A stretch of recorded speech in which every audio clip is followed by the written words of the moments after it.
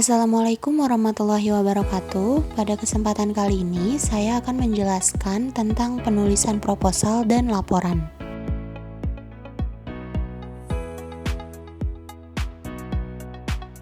Proposal berasal dari bahasa Inggris, yaitu propose, yang berarti melamar atau menawarkan diri.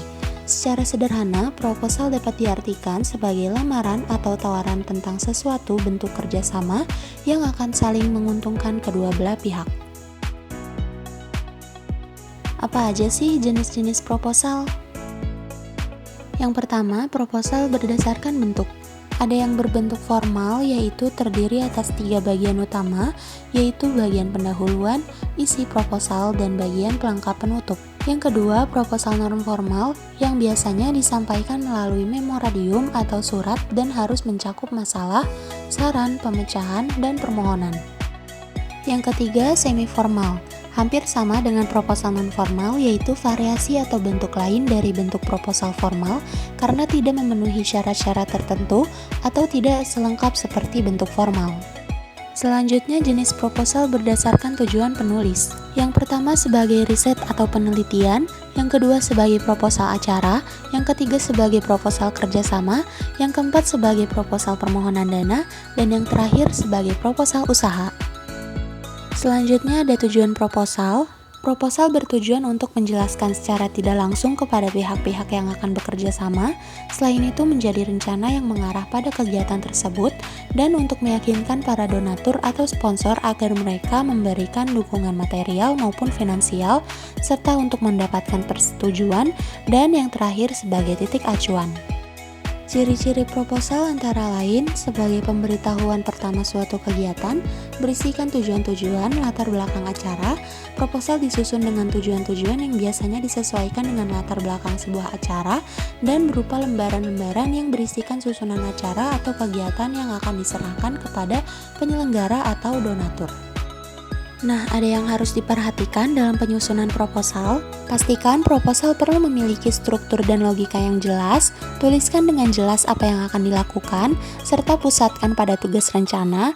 Kirimkan proposal hanya jika telah pasti bahwa telah memenuhi kriteria, dan sebelum mengirimkan proposal, periksa pedoman sekali lagi, serta jangan lupa mencantumkan nama organisasi Anda dan tanggal pada setiap dokumen sehingga tidak akan hilang dan tercecer.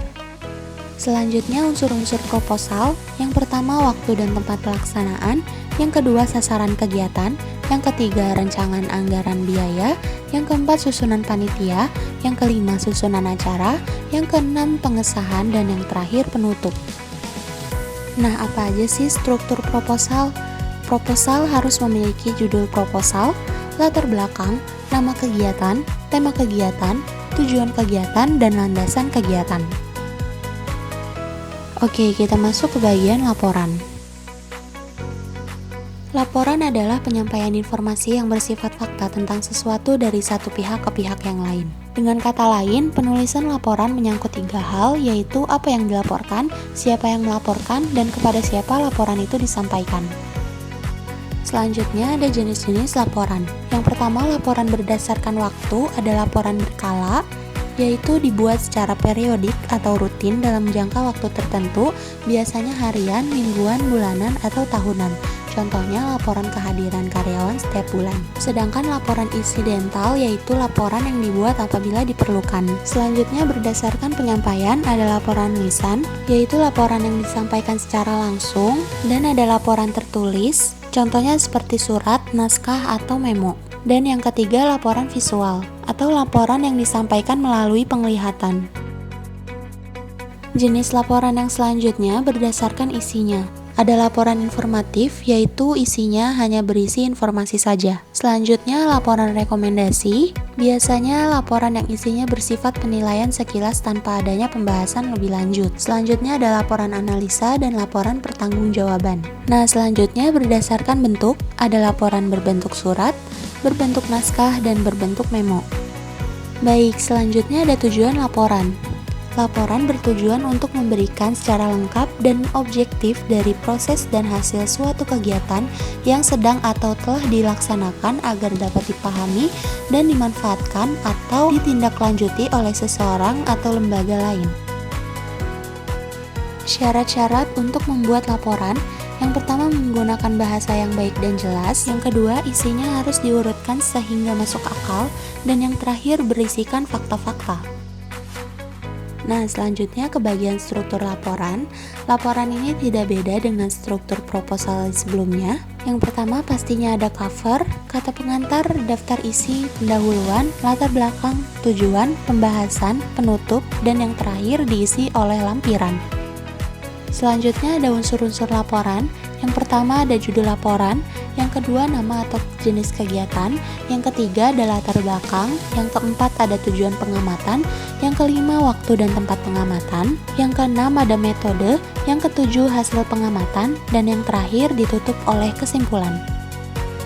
Selanjutnya format dalam laporan, itu di bagian awal diisi halaman sampul atau cover, yang kedua halaman pengesahan, dan yang ketiga prakata. Selanjutnya daftar isi, daftar tabel jika ada, daftar gambar jika ada, dan daftar lampiran jika ada. Lanjut di bagian isi, itu ada bab pendahuluan. Struktur umumnya biasanya terdiri dari latar belakang, rumusan masalah, tujuan dan manfaat kegiatan, ruang lingkup kegiatan, metode dan langkah kerja kegiatan, landasan teori dan sistematika penulisan laporan. Nah, setelah itu ada di bab pembahasan yang memuat seluruh proses pelaksanaan kegiatan berupa uraian penerapan metode dan teknik pelaksanaan kegiatan sesuai dengan sasaran kegiatan. Nah, di bab penutup ini biasanya terdiri dari simpulan dan saran. Selanjutnya di bagian akhir itu ada daftar pustaka dan lampiran. Lampiran ini sifatnya hanya melengkapi bagian utama laporan kegiatan.